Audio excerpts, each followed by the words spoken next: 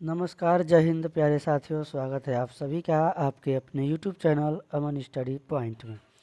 तो साथियों, हाजिर हैं एक और सीटेड वीडियो के साथ। और आज के वीडियो में पर्यावरण के प्रश्नों को देखेंगे।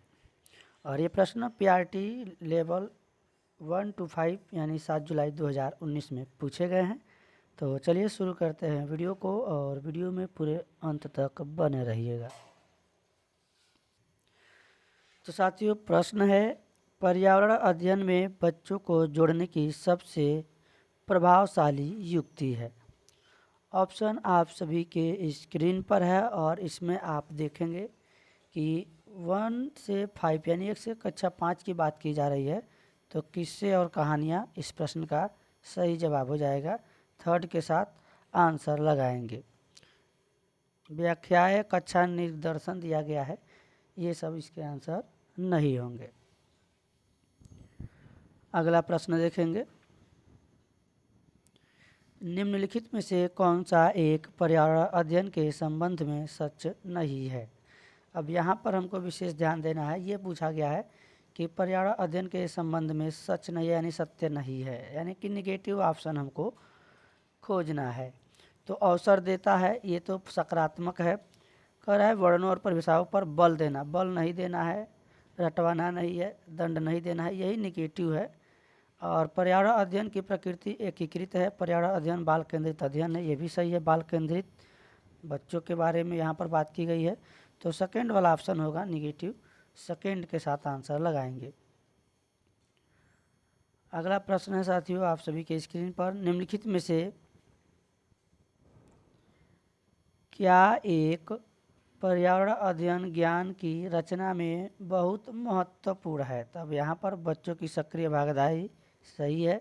बच्चों के ज्ञान को शिक्षकों के ज्ञान से जोड़ना, पर्यावरण अध्ययन को कक्षा की चार दीवारी से बाहर से सीखना, ये भी सही है। बच्चों के स्थानीय ज्ञान को विद्यालय के ज्ञान से संबंधित करना।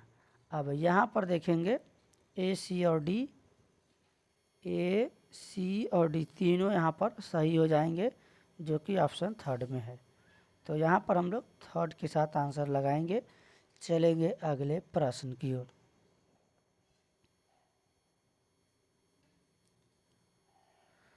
अगला प्रश्न है साथियों, पर्यावरण अध्ययन के बच्चों को पाठ्यपुस्तकों और शिक्षकों के अलावा अन्य स्रोतों की मदद लेने के लिए प्रोत्साहित करना चाहिए, ऐसा क्यों। तो ऑप्शन है, पर्यावरण अध्ययन सीखने के लिए पाठ्यपुस्तक और शिक्षक ही स्रोत नहीं है। देखिए ये कह रहा है, सही बात है कि इसके अलावा और भी स्रोत हैं। पर्यावरण के अलावा हम भ्रमण के द्वारा भी अलग अलग स्थानों का भ्रमण करके भी सीख सकते हैं। तो ये सही है। यह पर्यावरण अध्ययन सीखने के लिए समुदायों और माता पिताओं की उपस्थिति का विकास करेगा। यह शिक्षकों को बच्चों की पृष्ठभूमि को जानने का अवसर देगा, ये भी सही है। यह बच्चों को सौंदर्यगत और मनोक्रियात्मक कौशल का विकास करेगा। अब यहाँ सौंदर्यगत बात किया गया है, तो यहाँ पर ए, बी और सी सबसे सटीक है। आंसर इसका जो है हमारा जाएगा ए, बी, सी, जो देखेंगे किस में है, ऑप्शन फोर्थ में है। तो फोर्थ के साथ आंसर लगाएंगे। चलेंगे अगले प्रश्न की ओर।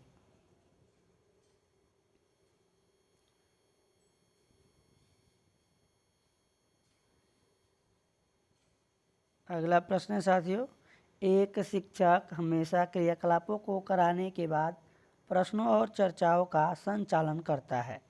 क्रियाकलापों, प्रश्नों और चर्चाओं के संचालन करने का उद्देश्य क्या है। बच्चों की प्रक्रिया कौशल का आकलन, बच्चों को खोजने का अवसर देना। देखिए अवसर देना सकारात्मक है। बच्चों को अपनी अभिव्यक्ति का अवसर देना, ये भी सकारात्मक है। बच्चों में उनके सीखने की गति के आधार पर देखिए विभेद नहीं करना है, विभेद नहीं करना है। बच्चों की प्रक्रिया कौशल का आकलन, यानी ए और बी और सी, यहाँ पर तीन ऑप्शन सही हो जाएंगे। ऑप्शन सेकेंड में है, सेकेंड के साथ आंसर लगाएंगे।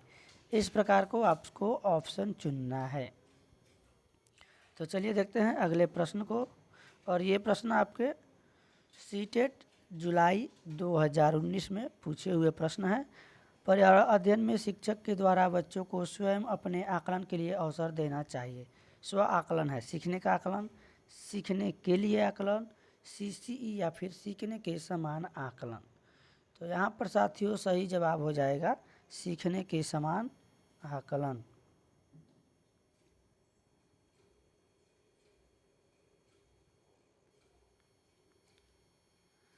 अगला प्रश्न है, एक शिक्षक खाना किस प्रकार से खराब होता है पर एक प्रयोग करता है। शिक्षक बच्चों के समूह बनाकर उनको प्रयोग से संबंधित सामग्री देता है। शिक्षक बच्चों के समूह को क्यों बना रहा है यानी क्यों बनाता है। यह सहपाठी अधिगम का समर्थन करता है। यह बच्चों की सामाजिक अंतःक्रिया में सुधार करता है। अब देखिए, यह समूह अधिगम बिना बोझ के पर्यावरण अध्ययन के अधिगम को प्रभावशाली तरीका है। ये भी सटीक सकारात्मक है। कक्षा में अनुशासन बनाए रखने के लिए समूह अधिगम एक महत्वपूर्ण युक्ति है। देखिए, अनुशासन की बात की गई है, ये वाला ऑप्शन हमारा सही नहीं होगा। अब डी जिसमें है उसको क्रॉस कर दीजिए। ये दोनों ऑप्शन हमारे आंसर नहीं होंगे। ए, सी और ए बी, ए, सी और ए बी में हमको आंसर चुनना है। अब इसमें देखेंगे, बिना बोझ के पर्यावरण अध्ययन का अधिगम का प्रभावशाली तरीका है। ए और बी, यह बच्चों के सामाजिक अंतःक्रिया को सुधार करता है और यह सहपाठी अधिगम का समर्थन करता है। तो यहाँ पर ए और बी हमारा दोनों आंसर हो जाएगा। ऑप्शन नंबर थर्ड के साथ आंसर लगाएंगे।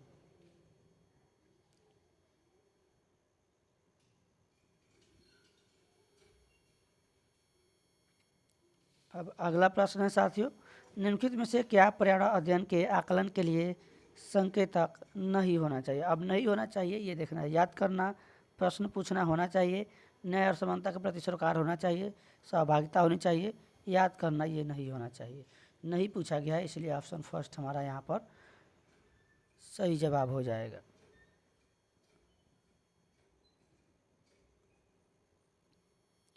चलिए देखते हैं अगले प्रश्न को। और अगला प्रश्न है आप सभी के स्क्रीन पर, पर्यावरण अध्ययन में चित्र पढ़ना एक महत्वपूर्ण क्रियाकलाप है। निम्नलिखित में से कौन सा संकेतकों को बच्चों में आकलन चित्र पढ़ाने के द्वारा हो सकता है। अवलोकन और अभिलेखन, अभिव्यक्ति, विश्लेषण, प्रयोग करना। अब इसमें जो है मानचित्र के बारे में पूछा गया है।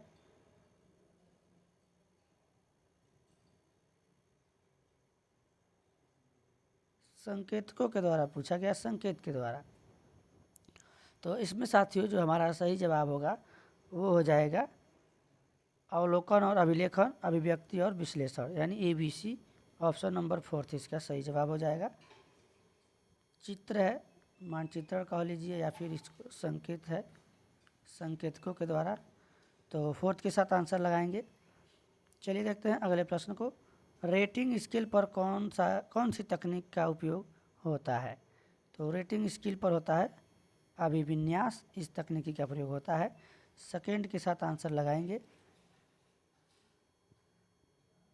सेकेंड नहीं होगा साथियों, यहाँ पर रेटिंग स्केल में कौन सी तकनीकी का उपयोग होता है, जांच, सूची, अभिविन्यास, यहाँ पर अवलोकन। ऑप्शन नंबर 4 इसका सही जवाब होगा।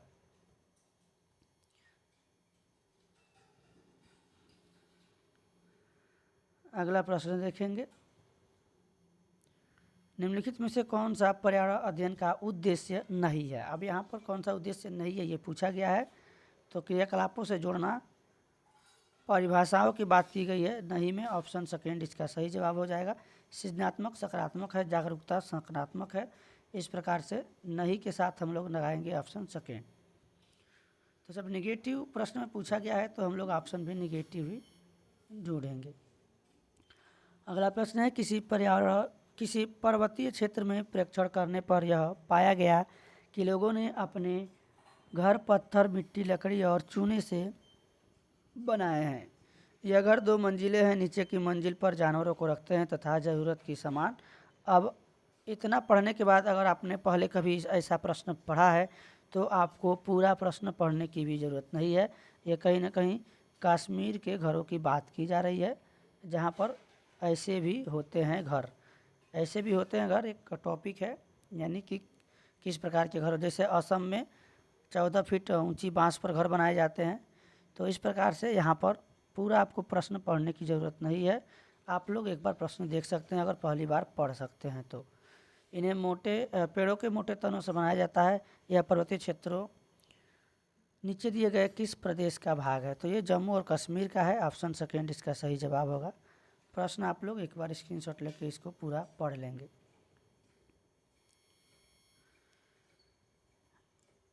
झूम खेती में अपनाई जाने वाली पद्धति के विषय में नीचे दिए गए कथनों पर विचार कीजिए। तो ऑप्शन दिया गया है, पढ़िए देखते हैं। एक फसल प्राप्त करने के बाद ज़मीन को कुछ साल तक ऐसे ही छोड़ देते हैं। इस जगह जो बांस या खरपतवार उगाता है उसे उखाड़ कर जलाते हैं। देखिए यहाँ पर उसको जला दिया जाता है। यही जो है झूम खेती है।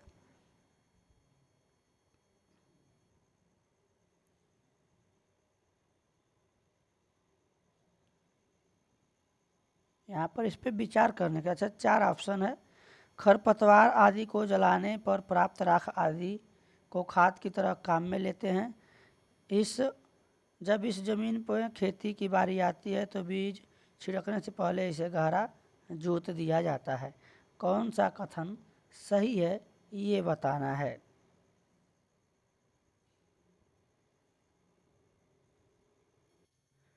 अब इसको क्लियर करने के लिए साथियों इसमें आंसर थोड़ा सा ऑप्शन भी इधर उधर दिया गया है और आंसर की में इसका आंसर केवल ए दिया गया है। अब इसको हम लोग देख लेते हैं अच्छे से एक बार। यहाँ पर आप देखेंगे झूम खेती के बारे में तो आपको स्पष्ट हो जाएगा। एक फसल काटने के बाद कुछ वर्षों के लिए ज़मीन को जस का तस छोड़ दिया जाता है, वहाँ कुछ भी नहीं उगाया जाता है। यानी उस भूमि पर उगने वाले बांस या खरपतवार को बाहर नहीं निकाला जाता है, वहीं पे काट के क्या किया जाता है, जला दिया जाता है। राख भूमि को उपजाऊ बनाती है। क्या करती है? उपजाऊ बनाती है। अब इसमें देखिए ये तो सब्जियों के बारे में दिया गया है, बाकी इसमें कोई और ऑप्शन हमारे उसमें दिया नहीं गया है, तो इसी के हिसाब से हमें आंसर देना है। यानी कुछ वर्षों के लिए ज़मीन को उसी की तरह छोड़ दिया जाता है और उसको काट कर जला दिया जाता है। तो इस प्रकार से अगर हम देखें तो यहाँ पर आप जब ऑप्शन देखेंगे तो कहा जा रहा है कि फसल प्राप्त करने के बाद ज़मीन को कुछ साल ऐसे ही छोड़ देते हैं। इस जगह पर जो बांस या खरपतवार उगाता है उसे उखाड़ कर जला देते हैं। तो इसे उखाड़ा नहीं जाता है, काट कर जला दिया जाता है। अब उखाड़ने की बात की गई है इसलिए यह ऑप्शन सही नहीं होगा। काट कर जलाया जाता है, इसलिए ये ऑप्शन गलत हो गया। वहाँ पर लिखा गया है काट कर जला दिया जाता है। तो ये तो उपजाऊ बनाते हैं, खाद की तरह काम में नहीं लेते हैं, ये कहा गया है। तो चलिए यहाँ पर हम लोग सी के साथ आंसर लगा देते हैं, थर्ड वाले ऑप्शन के साथ, केवल ए। तो चलते हैं अगले प्रश्न की ओर। अगला प्रश्न है, केचुओं को किसानों का मित्र कहा जाता है, इसके लिए निम्नलिखित में से सही कारणों का चयन कीजिए। अब इसमें जो है केचुओं के बारे में ऑप्शन दिया गया है। केचुए मृत पत्ती और पौधों को खाते हैं तथा इसके मल से ज़मीन उपजाऊ बनती है। केचुए खरपतवार खाते हैं जिससे मुख्य फसल की रक्षा होती है। केचुए ज़मीन में छेद बनाते हैं जिससे ज़मीन में पोली हो जाती है। केचुओं द्वारा बनाए गए छेदों से ज़मीन को आसानी से हवा और पानी मिल जाता है। अब इसमें देखिए ऑप्शन दिया गया है, इसका कथन के हिसाब से ऑप्शन दिया गया है सी डी ए, केवल ए और सी। तो यहाँ पर सी डी और ए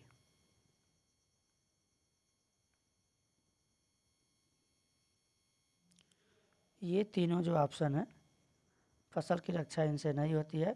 कीटों को तो मेढक खाते हैं, सांप होते हैं वो खाते हैं, तो वो जो है फसल की रक्षा होती है कीटों को जब ये लोग खा जाते हैं।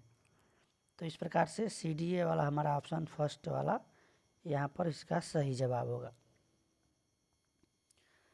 आदिवासी हजारों साल पहले से कांसे यानी ब्रांज की चीज़ें बनाते आए हैं। आज भी हमारे घरों में कांसे का उपयोग होता है। कांसे के विषय में निम्नलिखित में से सबसे सही कथन चुनिए। यानी यही पूछा गया है कि यह किसका मिश्रण है। इसको सीधा सीधा भी पूछ सकता है। तो यहाँ पर यह तांबे, कापर और टीन का मिश्रण है। ऑप्शन सेकेंड इसका सही जवाब होगा। चलेंगे अगले प्रश्न की ओर। नारियल डली हुई किसी भी करी के साथ उबला हुआ टाइपिकोआ। तो टाइपिकोआ ये कभी कभी मिलान करने के लिए भी दिया जाता है। खाने से संबंधित, पकवान से संबंधित ये प्रश्न है। तो यहाँ पर जो है, जहाँ भी टाइपिकोआ का नाम आए सीधा केरल के साथ जोड़िएगा, केरल टाइपिकोआ। थर्ड के साथ आंसर लगाएंगे। चलेंगे अगले प्रश्न की ओर। आमतौर पर यह माना जाता है कि रात में जागने वाले जानवर हर चीज़ को किस रंग में देखते हैं। तो सफ़ेद, और इसमें सफ़ेद होना चाहिए। नारंगी लाल नहीं होगा, बैगनी नीला नहीं होगा, हरा पीला नहीं होगा, काला और सफ़ेद। तो काला सफ़ेद ऑप्शन सेकेंड के साथ आंसर लगाएंगे। निम्नलिखित राज्यों के समूह में से किस एक समूह में समुद्र तट अरब सागर पर है। तब ये तीन तीन राज्य दिए गए हैं ऑप्शन में आपके, इसमें से आपको आंसर बताना है। तो यहाँ पर कर्नाटक, केरल, गुजरात, ऑप्शन थर्ड इसका सही जवाब हो जाएगा। चलेंगे अगले प्रश्न की ओर। हमारे देश के मानचित्र में झारखंड कहाँ स्थित है। यानी जो भारत का मैप है उसमें झारखंड आपको बताना है। तो साथियों इसका सही जवाब हो जाएगा ऑप्शन फर्स्ट, उड़ीसा के उत्तर में। तो इसको क्लियर करने के लिए आपको मैप देखना पड़ेगा। तो चलिए मैप दिखा के आपको क्लियर करा देते हैं। तो इंडिया का मैप आपके स्क्रीन पर आप लोग देख सकते हैं। चलिए देख लेते हैं। ऊपर नॉर्थ होता है और नीचे साउथ। तो उड़ीसा के सापेक्ष पूछा गया है झारखंड, और झारखंड ऊपर आप देख रहे हैं। झारखंड की राजधानी है रांची और उड़ीसा की राजधानी भुवनेश्वर। तो ये उत्तर हो जाएगा, उत्तर यानी नॉर्थ, और यहाँ पर झारखंड है, आप लोग देख सकते हैं। तो ऐसे प्रश्न आपके मैप यानी कि नक्शे से भी पूछे जाते हैं, मानचित्र से। तो चलिए देखते हैं अगले प्रश्न को। निम्नलिखित में से क्या पेट्रोलियम से प्राप्त नहीं होता। पेट्रोलियम से प्राप्त नहीं होता ग्रीस, कोयला, डीजल, मोम। तो यहाँ पर आपका सही जवाब हो जाएगा साथियों कोयला। तो ऑप्शन सेकेंड के साथ आंसर लगाएंगे। अब चलेंगे बाकी के 10 प्रश्न बचे हैं, उसको भी देख लेते हैं। तो एक वीडियो में हम लोग पूरे 30 प्रश्न देख रहे हैं, इसलिए थोड़ा सा वीडियो बड़ा हो रहा है। तो प्रश्न सभी महत्वपूर्ण हैं, प्रश्न आपको छोड़ना नहीं है, सभी प्रश्न देख कर ही जाना है। और प्रीवियस ईयर के प्रश्न आपकी जो है परीक्षा के लिए काफ़ी मददगार साबित होते हैं, इसलिए आप लोग प्रीवियस ईयर के क्वेश्चन ज़रूर देखिएगा। ज़रूर नहीं है कि हमारे चैनल से ही देखिएगा, किसी न किसी चैनल से देखिएगा, पर देखिएगा ज़रूर, या फिर किसी प्रीवियस ईयर प्रैक्टिस सेट हो या बुक हो उससे ज़रूर देखिएगा। निम्नलिखित में से त्योहारों के उस समूह को चुनिए जिन्हें पूर्णिमा को मनाया जाता है। होली, रक्षाबंधन, गुरु नानक जन्म दिवस। ये तो पूर्णिमा के बारे में पूछा गया है। दिवाली, महाशिवरात्रि, गुरु नानक जन्म दिवस, दीपावली, गुरु नानक जन्म दिवस, रक्षाबंधन, होली, महाशिवरात्रि और बुद्धि जयंती। तो साथियों इसमें सही जवाब होगा पूर्णिमा को मनाया जाने वाला त्यौहार है रक्षाबंधन, गुरु नानक जन्म दिवस और होली। ऑप्शन फर्स्ट इसका सही जवाब होगा। चलेंगे अगले प्रश्न की ओर, देखेंगे अगले प्रश्न को। अगला प्रश्न है, हमारे देश के एक जंगल में उस जंगल के लोग आदिवासी की खेती के लिए जमीन को ग्राम सभा पंचायत द्वारा एक विशेष मात्रक जिसे टीन कहते हैं आवंटित की जाती है। टीन क्या है। तो यह जो टीन है साथियों, टीन का मतलब है वह भूमि जिस पर कोई किसान एक टीन बीज बोता है ऑप्शन इसका फोर्थ सही जवाब हो जाएगा।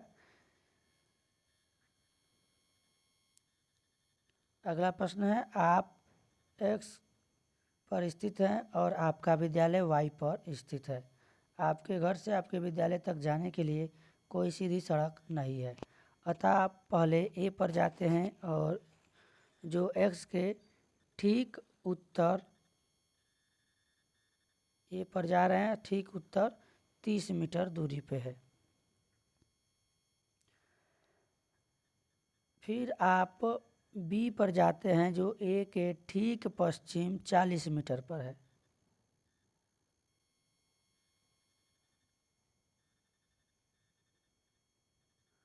पश्चिम जो है 40 मीटर पे है। और कहाँ जाते हैं,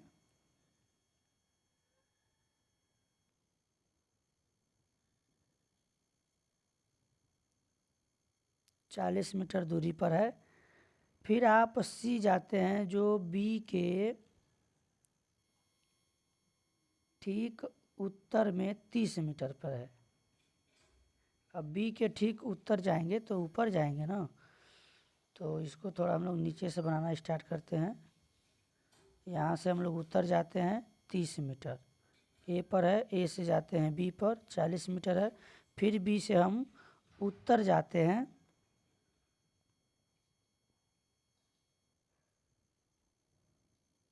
सी पर, सी पर जाते हैं जो बी के ठीक उत्तर में 30 मीटर दूरी पे है। तो ये है 30 मीटर दूरी पे। और अंत में आप वाई पर अपने विद्यालय पहुंचते हैं जो सी से ठीक पश्चिम में 40 मीटर दूरी पर है। अब देखिए, सी से ठीक पश्चिम में है, तो पश्चिम में 40 मीटर है यहाँ पर बाएं साइड में।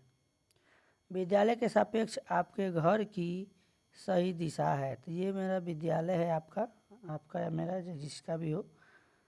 तो यहाँ पर पूछा गया है दिशा, जो सही दिशा क्या है ये पूछा गया है।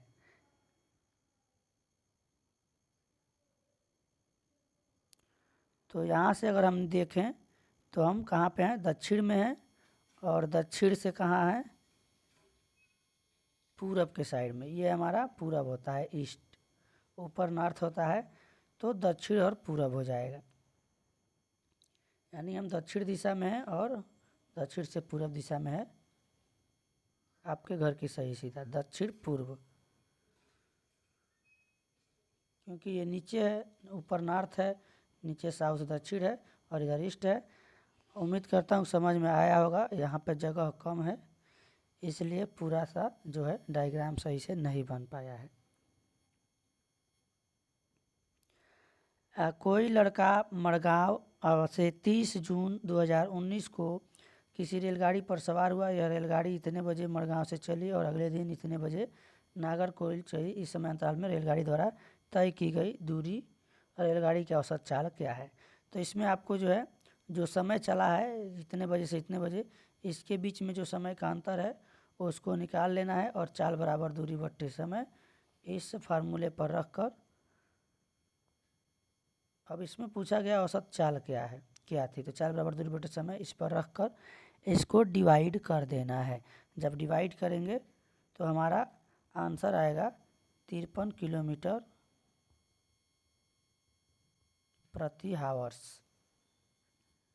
चलिए देखते हैं अगले प्रश्न को। अगला प्रश्न है, पर्यावरण अध्ययन में संकल्पनाओं और मुद्दों के विज्ञान और सामाजिक विज्ञान विषय के रूप में नहीं रखा गया है, क्यों? यह शिक्षण अधिगम की एक अच्छी युक्ति है। यह पाठ्यक्रम के मार नहीं है, यहाँ पर भार है, भार है, यहाँ पर भार होगा। सीबीएसई के द्वारा पर्यावरण अध्ययन के पाठ्यक्रम को इसी प्रकार से निर्धारित किया गया है। इस आयु वर्ग के बच्चे अपने परिवेश में समग्र रूप से देखते हैं। हाँ देखिए, ऑप्शन नंबर फोर्थ जो है इसका सही जवाब होगा। इस आयु वर्ग के बच्चे अपने परिवेश की समग्र रूप में देखते हैं, इसलिए तो फोर्थ के साथ आंसर लगाएंगे।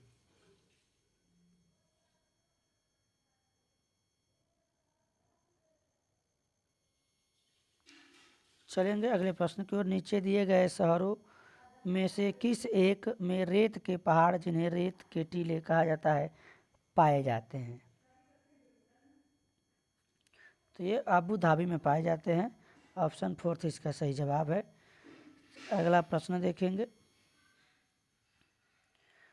हम सभी पुराने कुओं को देखते हैं और अब सूख गए हैं, जो अब सूख गए हैं। हमारे बड़े यह कहते हैं कि अब से लगभग 25-30 साल पहले तक कुओं में काफ़ी पानी था, परंतु अब ये पूरी तरह से सूख गए हैं। निम्नलिखित में से कुओं के सूखने के संभावित सही कारणों को चुनिए। जिन झीलों तालाबों में बरसों तक पानी इकट्ठा होता था, अब वह नहीं है। पेड़ों, कुओं और आसपास के क्षेत्रों की ज़मीन को कोलतार या सीमेंट से ढक दी गई है। कुओं का कोई उपयोग नहीं करता क्योंकि हर घर में टोटियाँ लगी है, ये तो नहीं होगा। भूमिगत पानी को खींचने के लिए कई विद्युत मोटर चालित पंप लग गए हैं। अब यहाँ पर चीज़ों को समझने की ज़रूरत है। ये डी वाला जो है ऑप्शन सही है, क्योंकि जो विद्युत मोटर लगे हैं, हमको 5 लीटर पानी की ज़रूरत है, तो हम वहाँ पर 7 लीटर पानी, यानी कि पानी का दुरुपयोग हो रहा है। अब घरों में मोटर लगाए जहाँ 1 बाल्टी पानी में हम स्नान करते हैं, वहीं पे 4 बाल्टी पानी मोटर से हमारा बर्बाद होता है। तो हमारे भी घर में होता है, सबके घर में होता है, इस चीज़ को विशेष ध्यान देना है। डी वाला ऑप्शन सही है।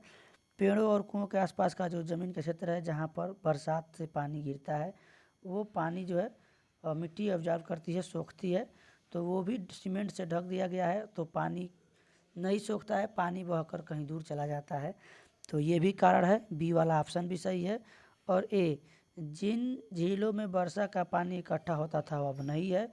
बहुत जगह झीलें क्या हो गई है, ढक गई हैं, उसमें मिट्टी गड्ढा को भरकर, कई जगह गड्ढों को लोग भरकर वहाँ पर मकान बना लिए हैं, यानी कि उसका एक तरह से कहिए, गांव में लोग कहते हैं उसको, कब्जा उस पर कर लिए हैं।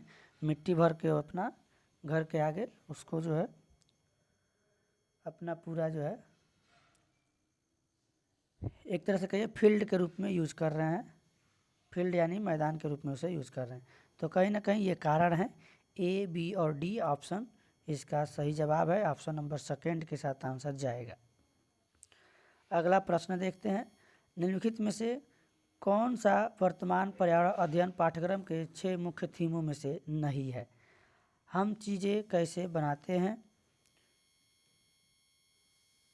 काम और खेल, भोजन, आवास। तो देखिए यहाँ पर 6 थीम में से हम चीज़ें कैसे बनाते हैं, ये वाला तो है। काम और खेल, भोजन, आवास, इसमें पूछा गया है कौन सा नहीं है, तो नहीं वाला ऑप्शन के साथ जाएगा हमारा ऑप्शन सेकेंड, काम और खेल। बाकी भोजन, आवास और चीज़ें हम कैसे बनाते हैं, ये सभी आंसर सही है। तो सेकेंड के साथ आंसर लगाएंगे। चलेंगे अगले प्रश्न की ओर। अगला प्रश्न है, निम्नलिखित में से कक्षा 1 और 2 के लिए पर्यावरण अध्ययन के विषय के संदर्भ में कौन सा कथन सत्य है, यानी सत्य है।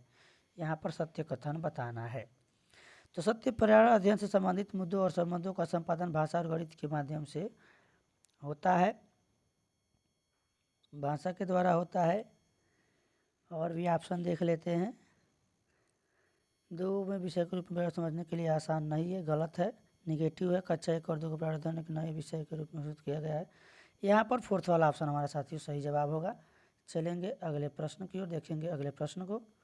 ऑप्शन आप लोग पढ़िएगा अच्छे से। पर्यावरण अध्ययन के पाठ्यक्रम में उप विषयों, यहाँ पर विषयों है, के स्थान पर थीम को प्रस्तावित किया गया है, क्यों? कह रहा है कि बच्चों के स्थानीय परिवेश के मुद्दों से जुड़े हुए और अंतर संबंधी समझ के विकास के लिए उप विषयों की तुलना में थीम आधारित पर्यावरण अध्ययन का संपादन आसान है। पर्यावरण अध्ययन के पाठों को कम करने के लिए, बच्चों के परिवेशीय बोध को वृद्धि करने के लिए। सबसे सटीक, सबसे अच्छा आंसर है फर्स्ट वाला, अंतर संबंधित समझ, स्थानीय परिवेश। फर्स्ट के साथ आंसर लगाएंगे। तो साथियों, आज क्या रहा यह वीडियो। आज की वीडियो में बस इतना ही। मिलेंगे नेक्स्ट वीडियो में। अगर वीडियो पसंद आया हो तो वीडियो को लाइक और शेयर कर दें, और चैनल पर पहली बार हैं तो चैनल को सब्सक्राइब कर लें इसी तरह वीडियो देखने के लिए। धन्यवाद। जय हिंद।